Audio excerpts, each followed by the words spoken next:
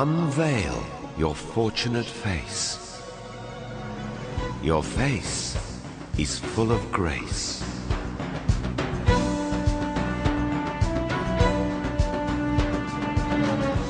Beyond the gate of time lies a civilization with 7,000 years of celebrated heritage.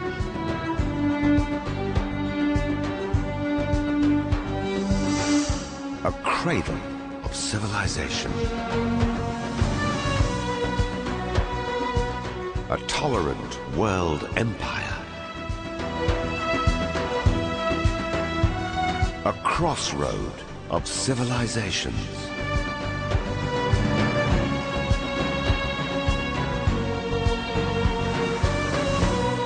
A world of artistic forms and shapes.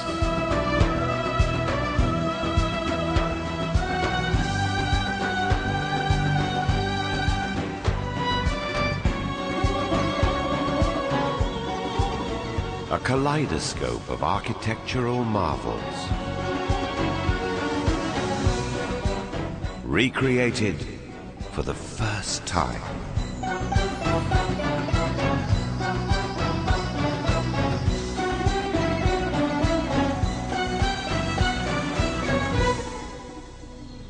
Iran, 7 faces of a civilization.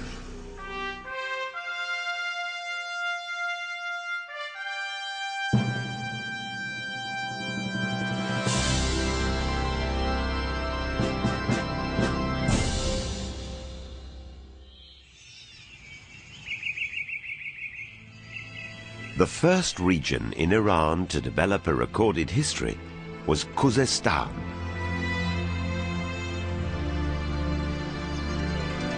It bordered Mesopotamia and was the abode for one of the earliest civilizations on the globe. Choghamish, this huge archaeological site that is behind me, was settled around 6800 BC by early farmers. It gradually developed into a major town in the 4th millennium BC that was administered by state organizations. Among important objects found at Choghamish are a number of seal impressions on clay balls, which have enabled us to portray different buildings and thus picture the town with the help of archaeological findings.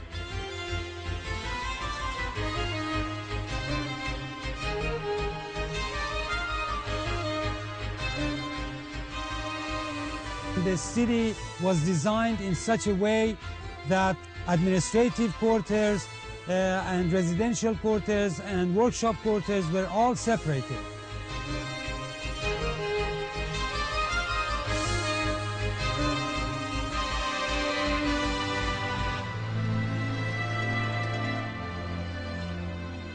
The alleys and the streets communicated beautifully with one another, and the city had a sewer system.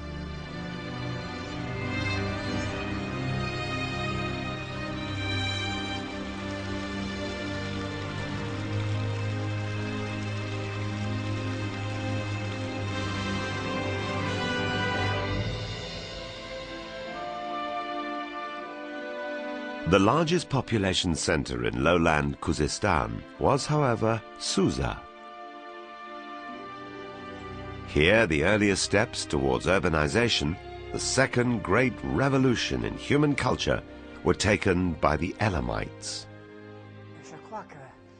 In my opinion, this extraordinary land, Susa, was the origin of a phenomenon in the world which we call the urban revolution. The Sumerians and Elamites had taken the fateful steps towards establishing civilization, while the rest of the world was still in the prehistoric era. Elam stretched from Anshan to Susa, from present-day Fars to Khuzestan.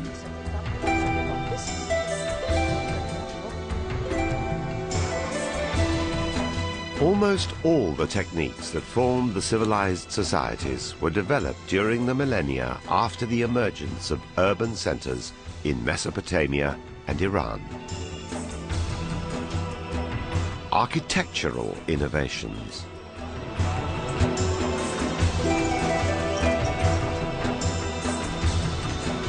Metallurgy and geometry.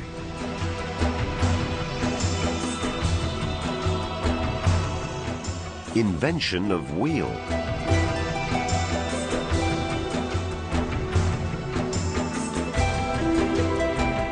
And even toys.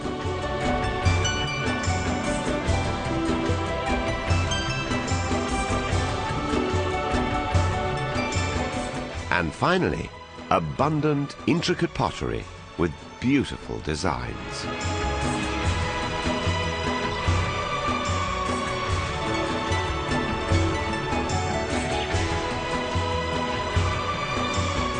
As economic interaction intensified, the subsequent need to record and store information eventually paved the way for the development of writing.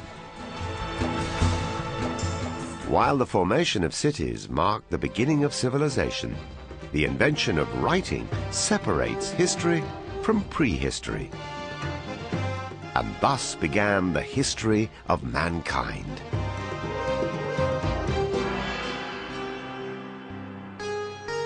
Elam, in the period between the 13th to 12th centuries BC, under its most powerful king, Untashnapirisha, reached its zenith.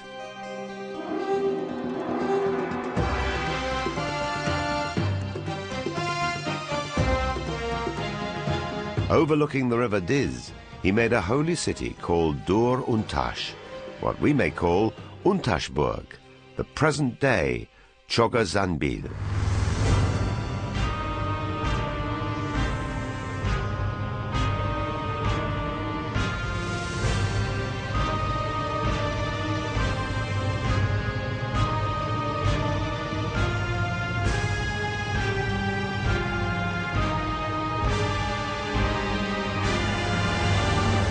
A glorious ziggurat of 100 by 100 meters occupies the center of this royal and religious city.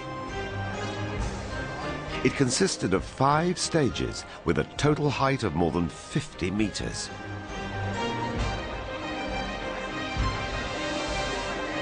Here, priests would conduct religious ceremonies, while sacrifices were offered on special platforms.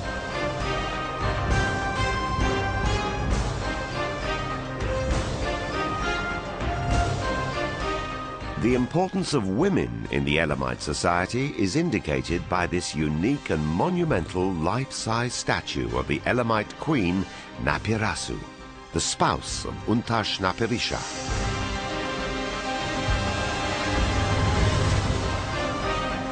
Weighing more than 1,750 kilograms, it was unrivaled even in Egypt or Babylon.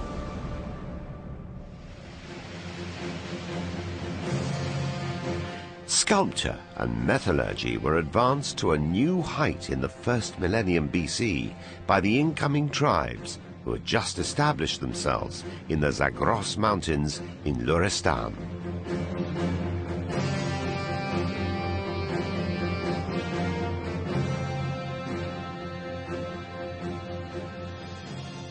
To me, the fascination is that they are so unusual and they're so alive and vigorous. Beautiful metalwork. To make one of the most elaborate Luristan bronzes, you have to make a wax model first. Then you cover the wax with clay, you bake the clay so it's hard, and the wax in the inside melts out. And then you pour the bronze into the space left by the wax, so that each one is unique. You can only do it once.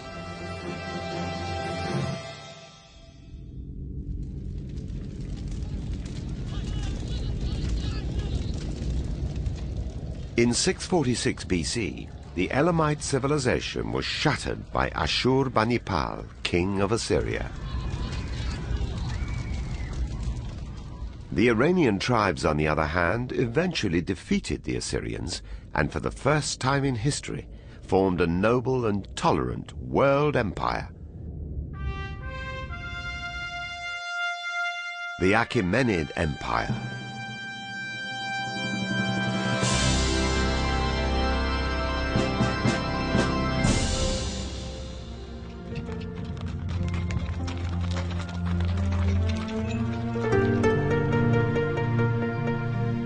best-known representatives of the Iranian tribes who had migrated and settled on the Iranian plateau were the Medes and the Persians, speaking an Indo-European language ancestral to modern Persian.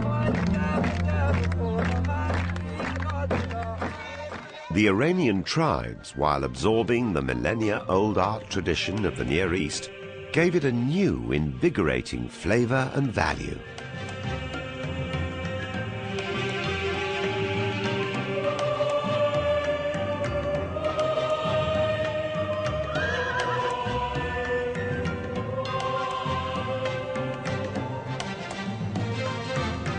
This could be seen in the findings from the sites in Malik, Hasanlu and Ziviyer in present-day Gilan, Azerbaijan and Kurdistan.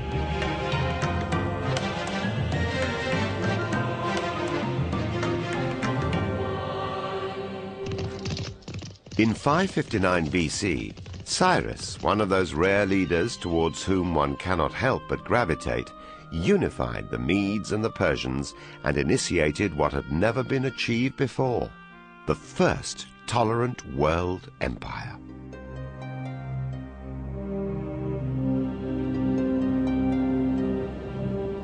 The greatest symbol of Persian tolerance is evident in the Cyrus cylinder, an inscription found in 1879 at Babylon, sometimes referred to as the Cyrus Bill of Human Rights.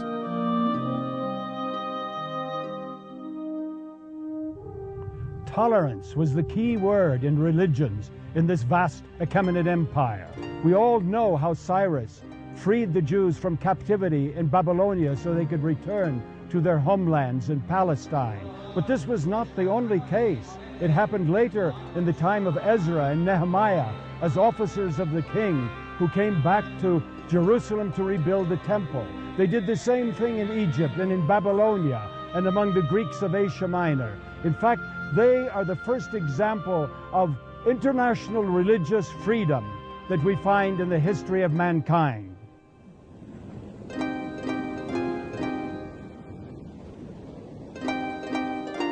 Because of biblical references to Cyrus, he was for centuries regarded as a model of a good ruler.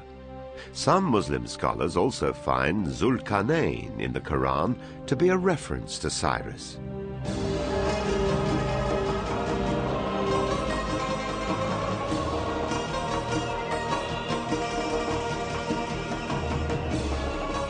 In celebration of his victories, Cyrus elected an elaborate royal park in his capital city, Pasargadae, which became the model for Persian gardens.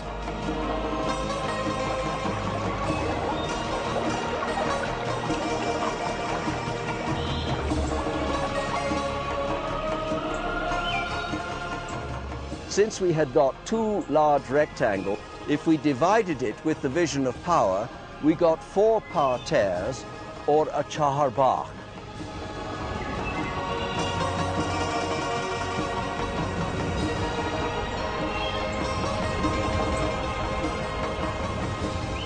This is one of those very important Persian discoveries in design which the world has taken as a model and was taken eventually to India and to Spain.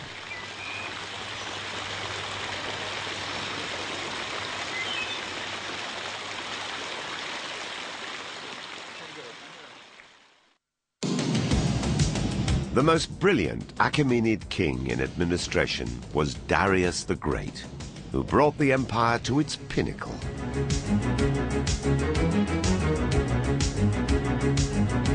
In Egypt, he built a canal between the Red Sea and the Nile, anticipating the modern Suez Canal.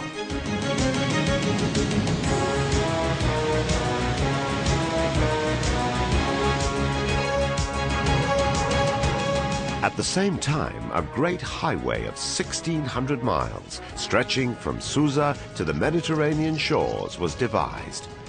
Using this road, an efficient courier service, a forerunner of the Pony Express, was introduced. To regulate the social and economic life of the empire, Taxes were systemized and weights, measures and monetary units standardized to simplify commercial exchange.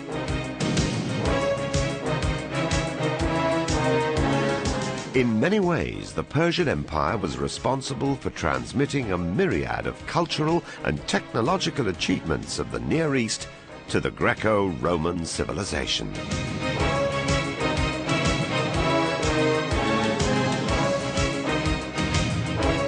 Darius the Great, whom Plato has praised as the lawgiver, established a code of law known as the Ordinance of Good Regulations, which were carried into all distant lands. In fact, at this time, a new word for law appeared in the whole Near East, the Iranian data, which was borrowed by Armenian, Hebrew, and Akkadian languages.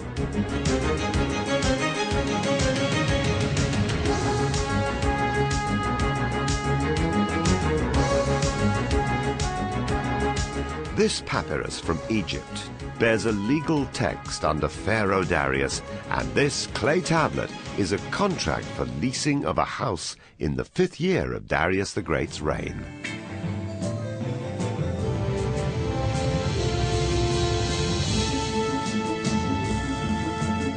Some 2,500 years ago, Persepolis was the sumptuous capital of the great Persian Empire, which, according to Diodorus Siculus, was the richest city under the sun.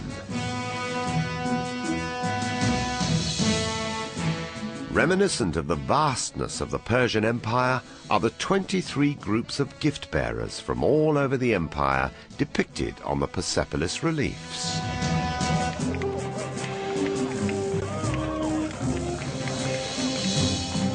Here, the dignitaries from all over the empire gathered for New Year's celebrations.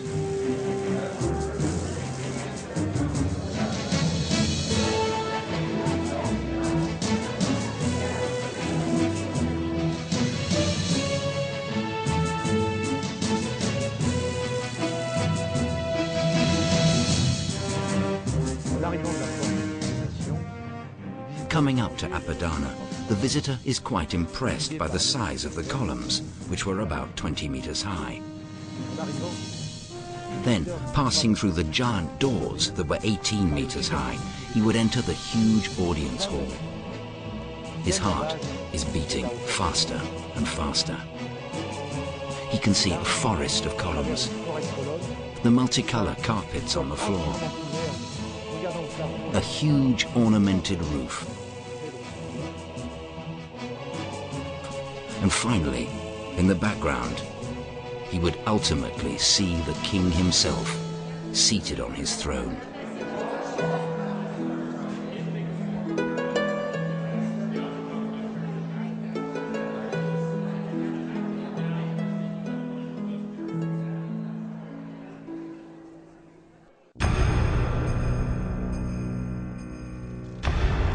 Unfortunately, in 330 BC, in an act of vandalism, Persepolis was destroyed by the fire kindled by Alexander and his Macedonian army.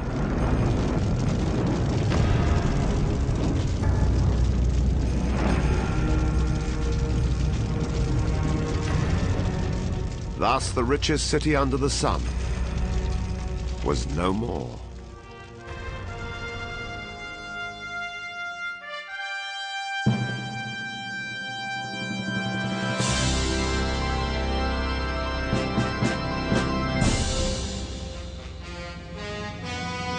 Only 7 years after the fall of Persepolis, Alexander died in 323 BC.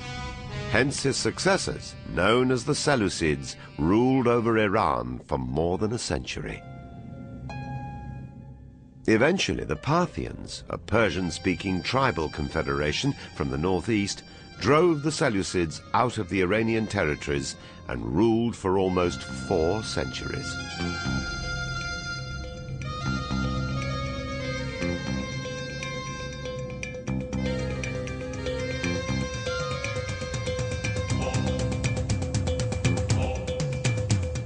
The earliest Iranian contact with Christianity took place during this era, when 3 wise men, or Parthian priests, traveled from Iran to Nazareth to pay homage to the infant Jesus. Consequently, Christianity has had almost 2,000 years of history in the Iranian cultural climate.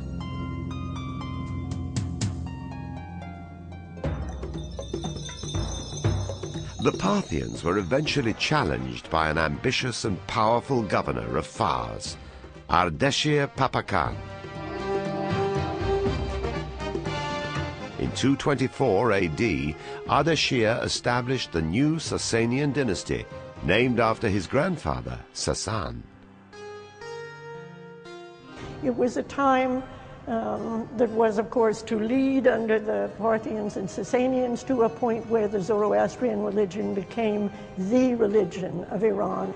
The king was, in a sense, the representative of Ahura Mazda, the voice of the god, the person who kept the balance between the forces of good and evil. Kingship and the religion were one entity. Traditionally, Zoroaster is believed to have lived sometime between 900 and 800 BC. Zoroastrianism is still practiced in some parts of Iran and India.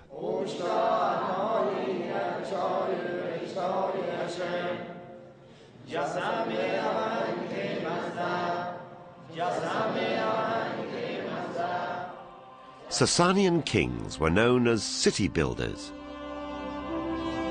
Ardashir's special and unparalleled heritage is the radiant layout of his town. Ardashir Hooray, or the glory of Ardashir, which spreads beyond the city wall and all over the plain like the 20 spokes of a gigantic wheel.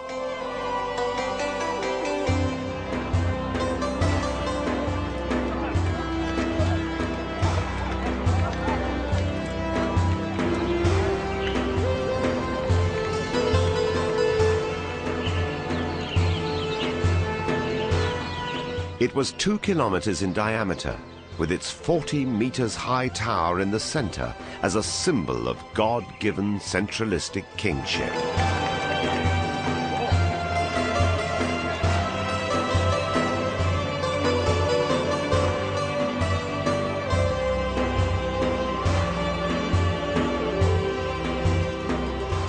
The location of the Sasanian Empire between the Far East and Europe had made it not only the link between East and West, but according to J. Darmesteter, as the spiritual bridge for humanity and a crossroad of civilizations.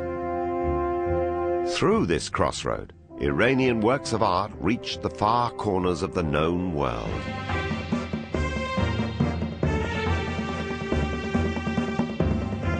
For over a millennium, Iranian merchants dominated trade between China and Europe through the Silk Road, centuries before Marco Polo set foot on Chinese soil.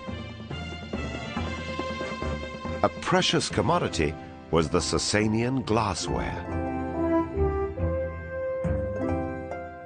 This is an interesting craft because, of course, these are very breakable, and so they're very, very valuable, so that when you find a piece of beautiful glassware, let's say in Jerusalem or anywhere else in Palestine or even Egypt, and it's identifiable as Sasanian, you have to think this came a long way at great expense and was highly prized. This was something that they mastered the technique of making these things, and it was transported throughout the world.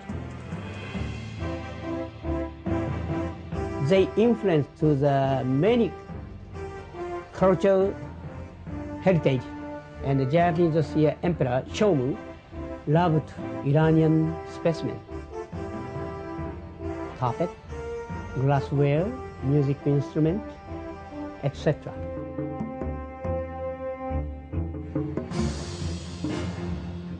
This marvelous Sasanian glass tray, now at the Bibliothèque Nationale de France, depicts the Sasanian king Anushirvan.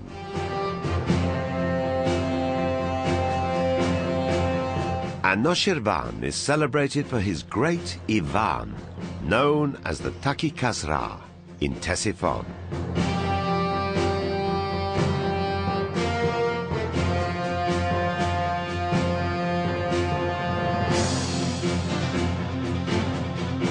This great Ivan was originally about 50 meters in length, 26 meters in width, and 37 meters in height to the top of the vault. Wider than any vault in Europe, the French traveller Pascal Coste remarked that the Romans had nothing similar to it.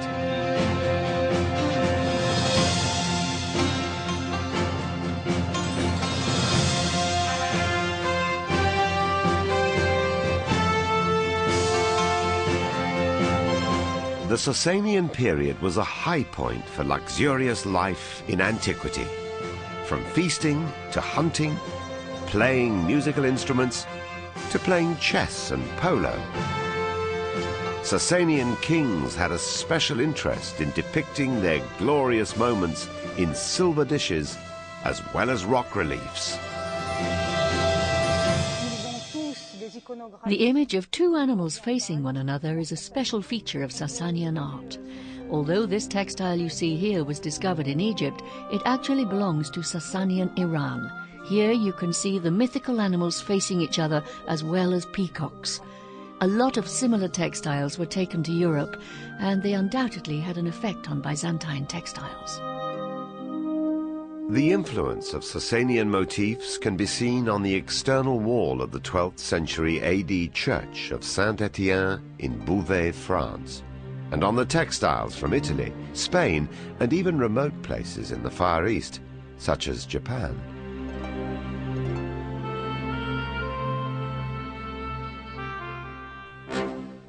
The reign of Sasanians is distinguished by their numerous encounters with Rome, followed by Byzantium.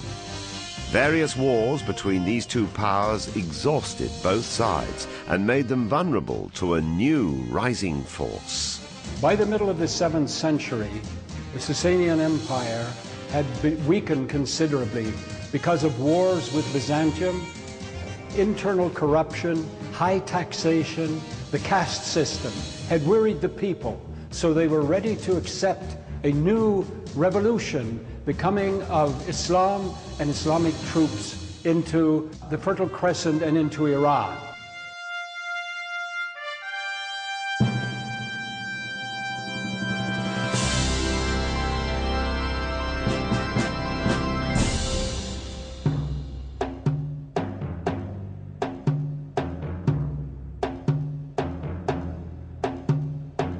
See unity, utter unity, no unity. In this is to be summarized the trunk and branches of the tree of faith. Islam brought a revelation which, like a rain, poured upon the soil of the soul of the Iranian people, who, because of many factors, including the rise of Manichaeism and Mazdakism during the Sassanid period and many social and religious and political events, were ready for the reception of this new message.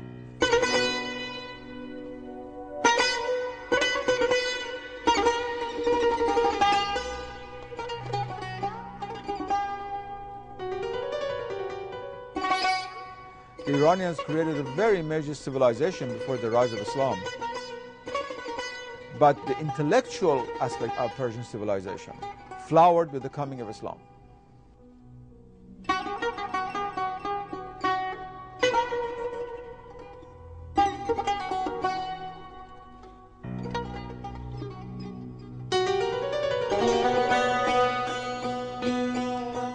To a people and a religion open to the world for novel ideas, the Iranians brought a unique gift, the experiences of an ancient and well-established civilization which the Arab rulers eagerly incorporated, including the ways to govern, to collect taxes, and to establish monumental architecture and art.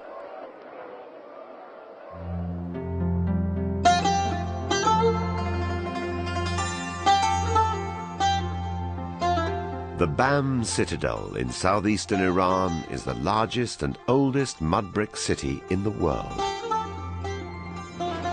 Here, before the devastating 2003 earthquake, distinct sectors were noticeable that could give us a relatively clear picture as to how the early Islamic cities in Iran might have looked.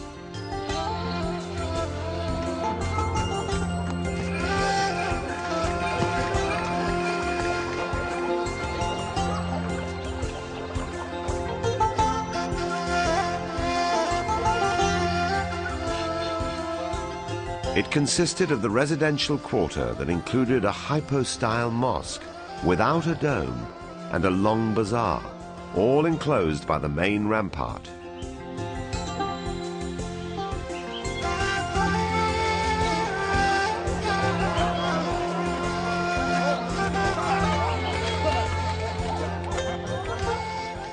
Then there was the governor's quarters on the hill, enclosed by another wall.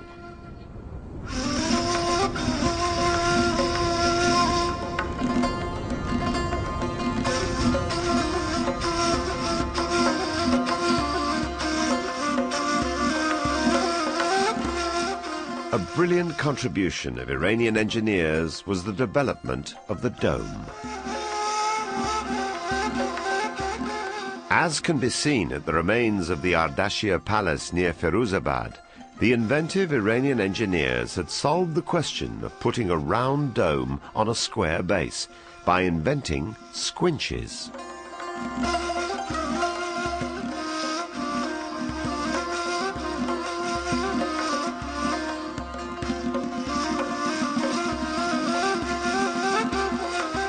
Thus, in the Islamic period, the use of domes in the building of mosques started in Iran and spread to the whole Islamic world. Prophet Muhammad's decree for both men and women to learn and acquire knowledge from cradle to the grave encouraged Muslims to pursue learning.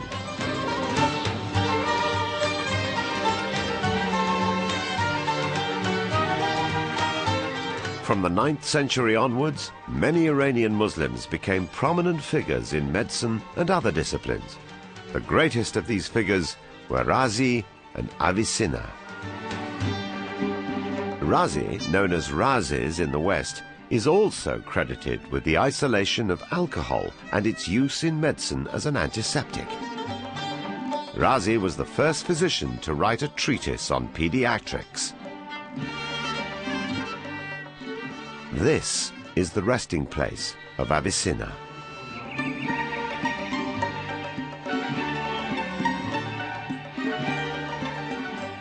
A 1,000 years ago, Avicenna was one of the world's leading figures in philosophy, medicine, and pharmacology. His medical treatises, known as Canon, was a basic text at Oxford and Montpellier as late as the 17th century. Die europäische Wissenschaft. Since in those times the Church had banned research and studies, science was under great pressure in Europe. When the achievements of Islamic scholars in various sciences reached Europe through translated books from Spain, Sicily, or by students in Cordoba, then science began to progress here. Therefore, Islamic scholars were the purveyors of science in Europe. Die Wissenschaft hier auf.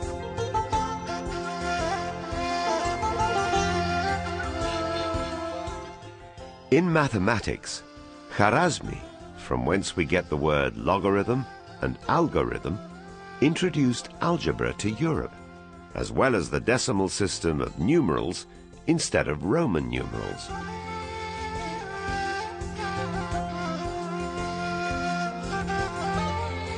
While Omar Khayyam classified the forms of cubic equations, and Biruni did pioneering works in geography and empirical physics. Ibn Khaldun, the 14th century Arab philosopher of history, has thus recapitulated this development.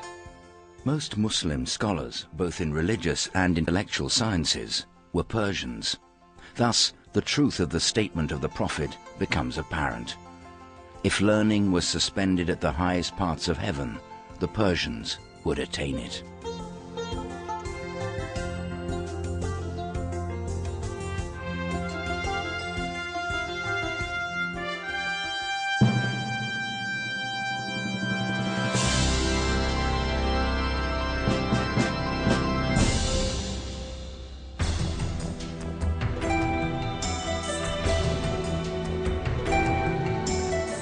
The Iranians played a major role in the development of Islamic civilization, yet they preserved much of their cultural heritage, including the Persian language.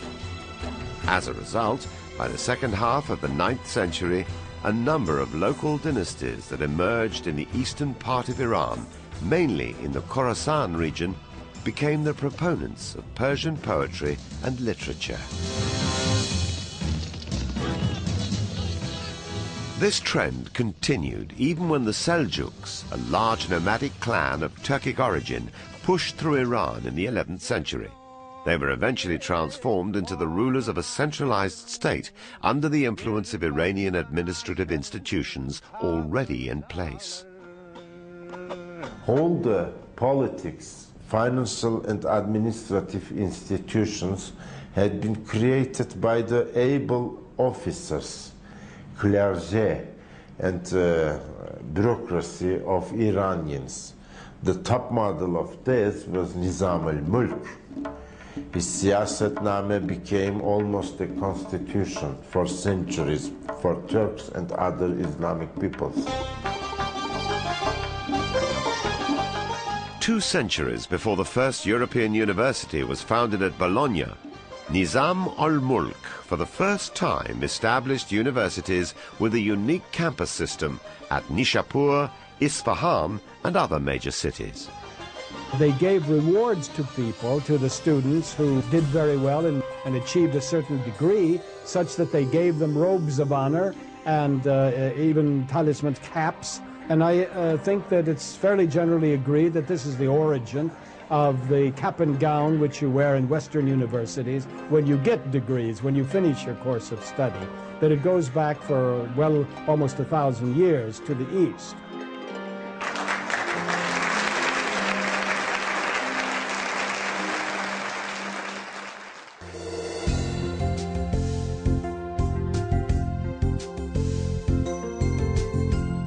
Persian poetry is unique in the world for its depth, richness and creativity, and there is an intimate mingling of Persian mysticism and Persian literature.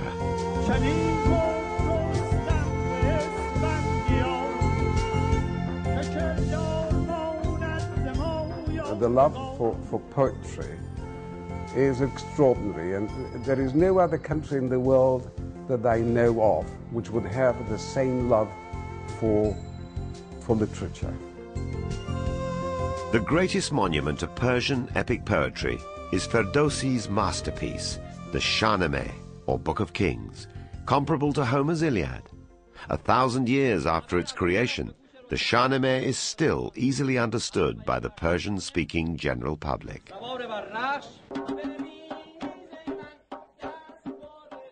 When I was young, and I was a classics major at the time, I loved Homer, I went to a museum and I saw the illuminations from the Shahnameh and decided any text that generated such gorgeous illuminations had to be read in the middle, which is why I've given my life to reading the Shahnameh.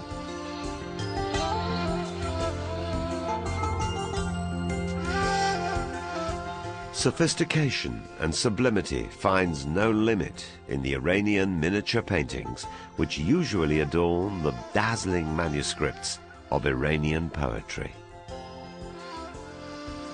When one reads a page or two of Nizami's, he immediately feels an inclination for painting. Since Nizami had an extraordinary talent for storytelling and imagination, in his works, color, movement and story are all visualized.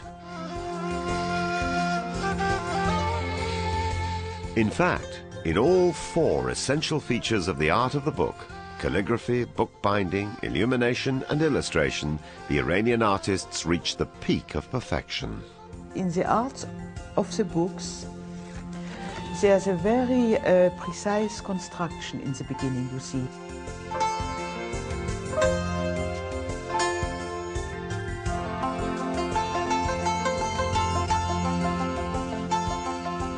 And in the ornamentation, you have a very solid preparation of geometrical design.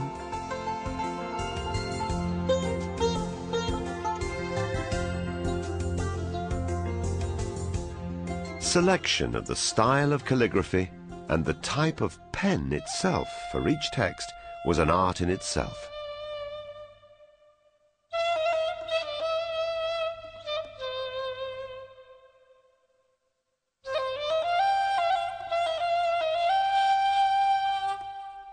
Another interesting art was Iranian bookbinding that was copied even in Europe.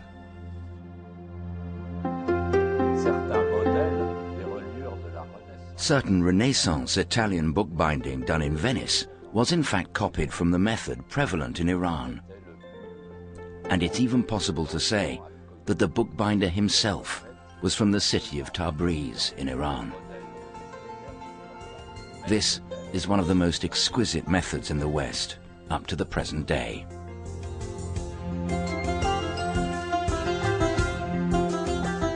Persian mystical poetry reached its pinnacle in the works of Jalaluddin Rumi. Rumi's considerable intellectual and poetic skills infused his poetry with delight, ecstasy, and spiritual zest. His greatest work is known as the Masnavi. He was a person who was a great scholar. I mean, almost all the streams of Islamic thought before him flow into the Masnavi, but transformed mystically.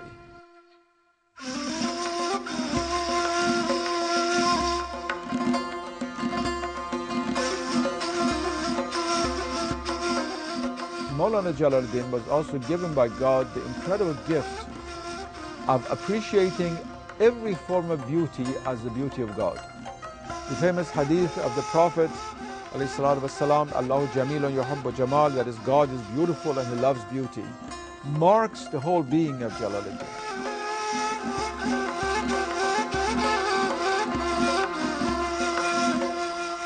When we think of the most popular moralist in Persian literature, Sa'di comes to mind. He writes, "The sons of Adam are the limbs of one body, created of one essence. When time pained one limb, the others can find no peace. Thou, who hast no sympathy for the troubles of others, art unworthy of the name human."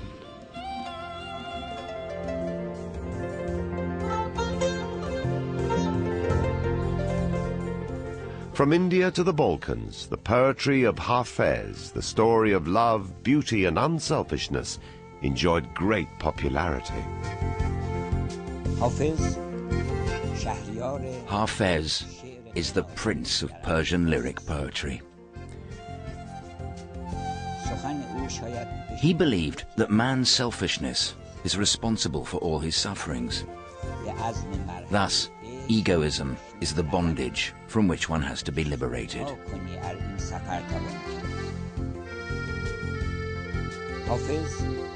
What Hafez saw in his days was selfishness, misery, war, and bloodshed. Yet, like alchemy, he transformed these inputs into golden melodies and spiritual taverns of celestial wine. Be a passionate pilgrim of the pass of love, and behold what blessings shall come thy way in this journey.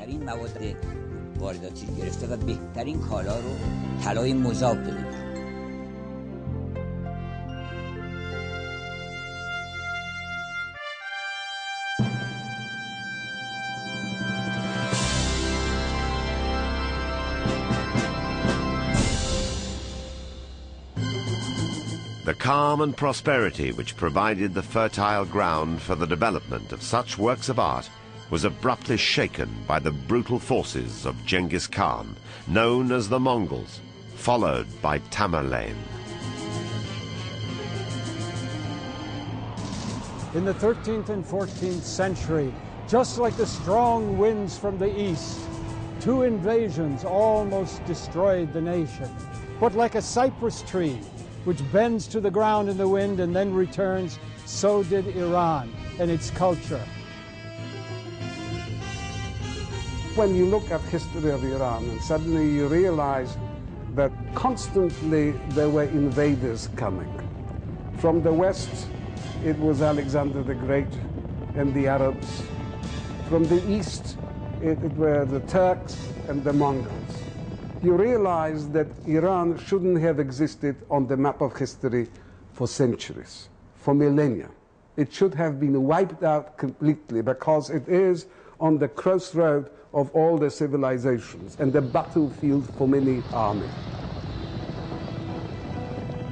But Iran is still alive and kicking and well. How is it possible?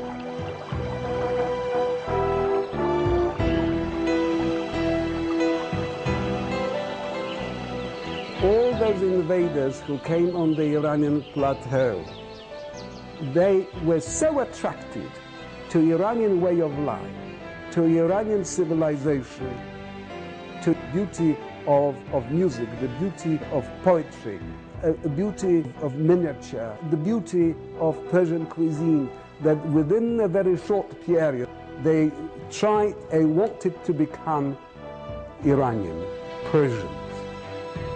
As these coins testify, the Mongols gradually turned to Islam, which became the official religion of their ruling dynasty, known as the Ilkhanids.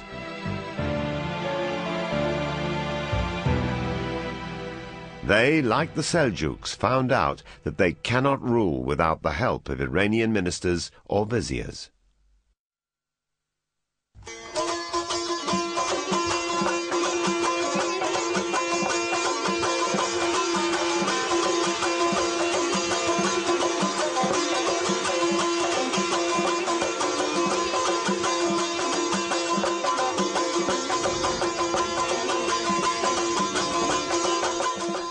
The northwestern Iranian city of Tabriz was chosen as their capital.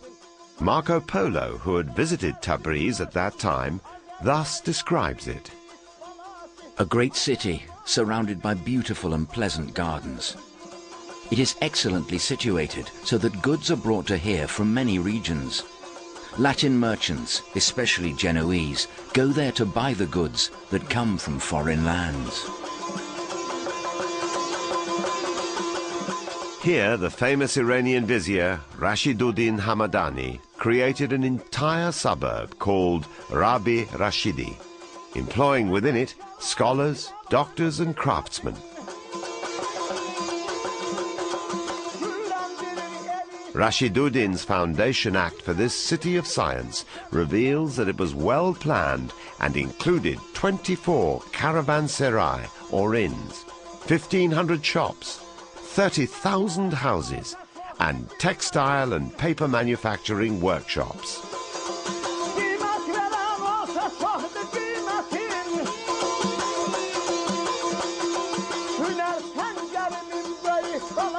A special zone was allotted to housing scientists and physicians invited from across the world to work at Rabi Rashidi's International Hospital.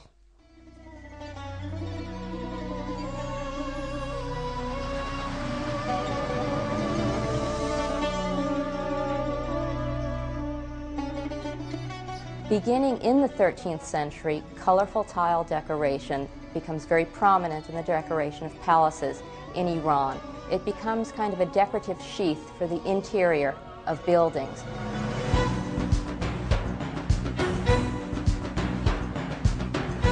This could be seen at Sultaniye, the landmark of the new Ilkhanid king, Sultan Muhammad's capital city.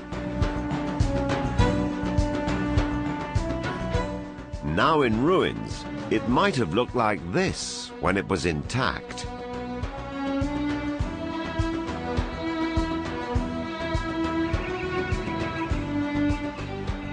Perhaps the boldest innovation of this building is the corona of 8 minarets.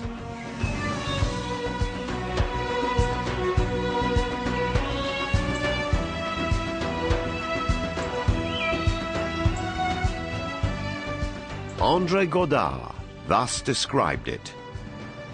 The blue dome vivid and gleaming with its brilliant crown of minarets, seems to float in the sky. Here is a dome with a span of 80 feet, built solely of bricks, which stands simply by virtue of a perfectly conceived and constructed profile.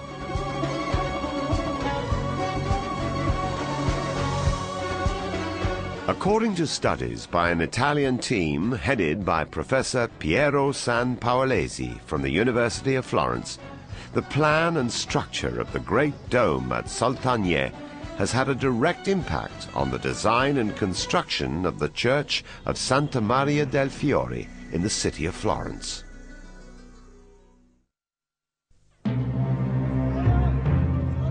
After the second wave of invasion by Tamerlane and the power struggle which followed by his successors, the country was divided between different sultans and petty kings. It was now the right time for the emergence of a unified Iran.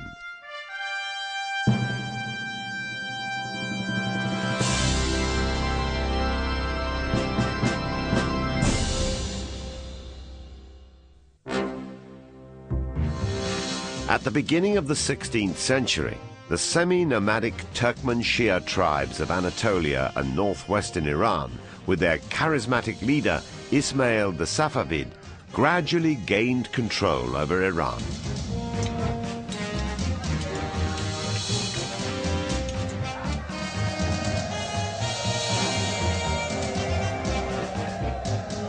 Subsequently, the extraordinary revival of Iranian civilization took shape, and an invigorating culture flourished.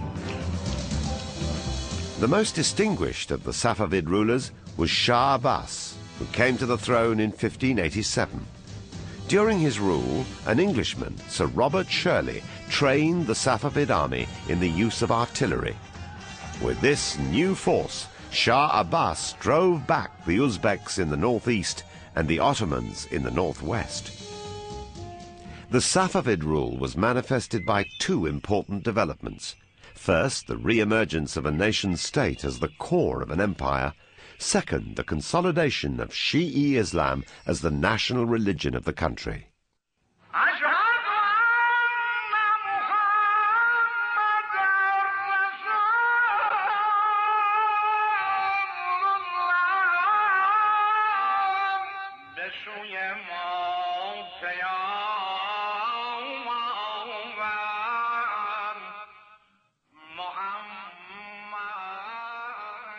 Neither Sunnism nor Shiism was invented by the Persians, as some Orientalists have claimed.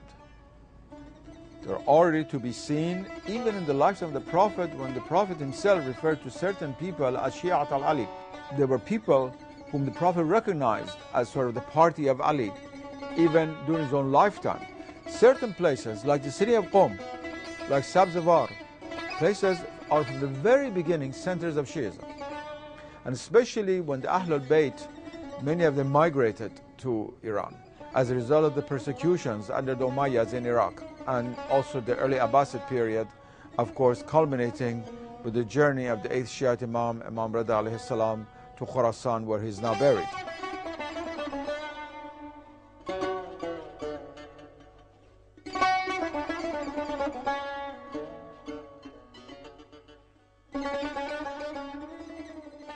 For political and economic considerations, Shah Abbas relocated his capital from Kazvin to Isfahan in the heartland of the Iranian plateau and by the Zayand-e-Rud, or the life-giving river.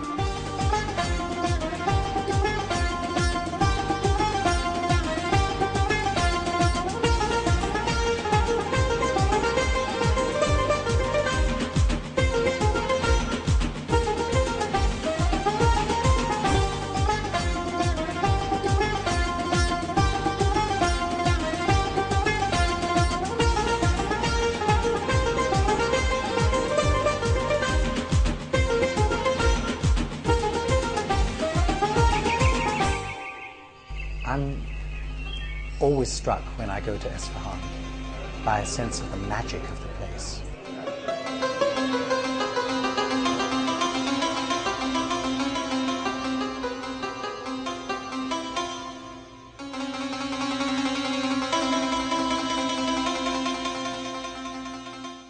think it's an architecture that has a wonderful capacity for theatricality, for orchestrating climaxes. Think of these huge surfaces which are smoothed out so that they can act as picture galleries for separate panels of tile decoration. You are meant to look at that, to walk from panel to panel, to drink them in, to contemplate them. I think that's the great strength of Safavid architecture.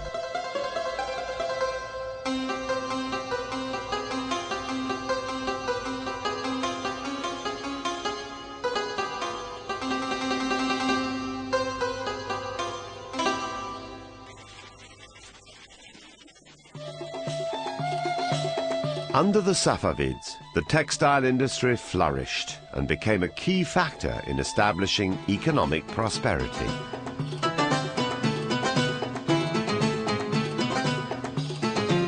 The paintings on the Chehil Sotun, or 40 columns pavilion, not only depict the musical instruments of the period, they also serve as a reference to the clothing and textiles of the era. Safavid textiles are one of the truly great developments in Iranian art over the centuries, and we are talking about, of course, an art tradition of extraordinary ambition and achievement over millennia, not just a few centuries, but over millennia. So it's something that we have to take, I think, a great humility when we look at the accomplishments of this artistic tradition.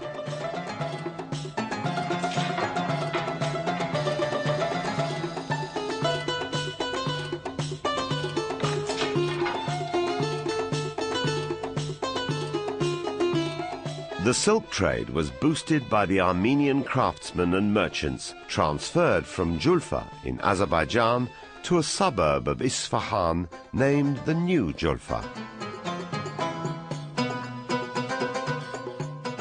Relative religious tolerance, especially for Christians, was a feature of the Safavid rule. Accordingly, during the reign of the Safavid kings, 14 churches, including the famous Vank Cathedral, were built in Isfahan.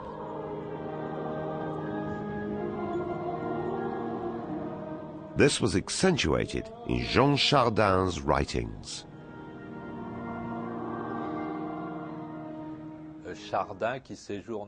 Chardin, who was in Iran from the 1660s, analyzed everything very carefully. At that time, Europe was witnessing a long-standing religious strife among Catholics and Protestants. And since Chardin himself was a Protestant, one major topic in his book of travels was freedom of religion, which he'd found in Iran of the Safavid era. And the root and origin of the idea of religious tolerance in 18th century France was in fact inspired by Chardin's book of travels.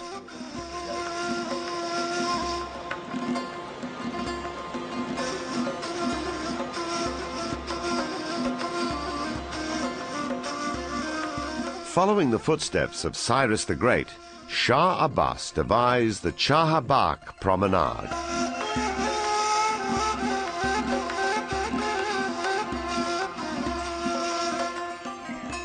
This 4-kilometer-long public park, the longest in Iranian architectural history, with sequences of gardens, monumental balconies, and a canal at the center for conducting water through ornamented pools, overwhelmed everyone.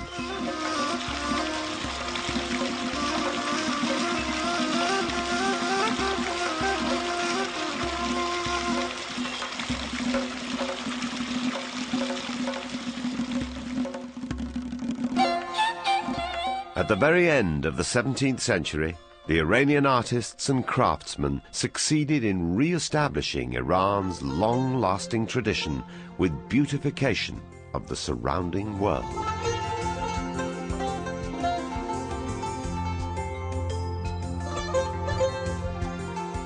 In terms of shapes, I would say without hesitating that no country in the world has anything like remotely the diversity and number of shapes that were created in the Iranian world from 2000 BC down to the 19th century.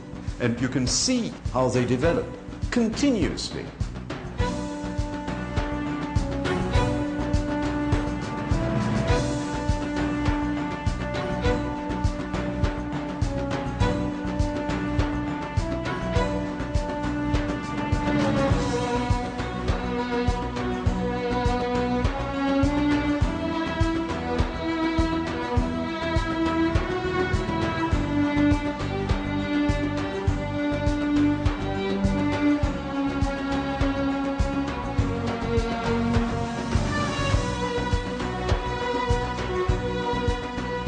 The creators of this illuminating array of beauty are amongst the world's greatest artists, who splendidly guide us towards the source of all beauty, and in the words of Rumi, toward that land of peace where questionings cease.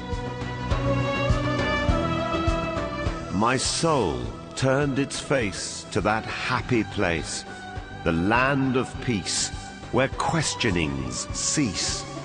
The mystery that till now from me 1,000 veils concealed, my soul revealed.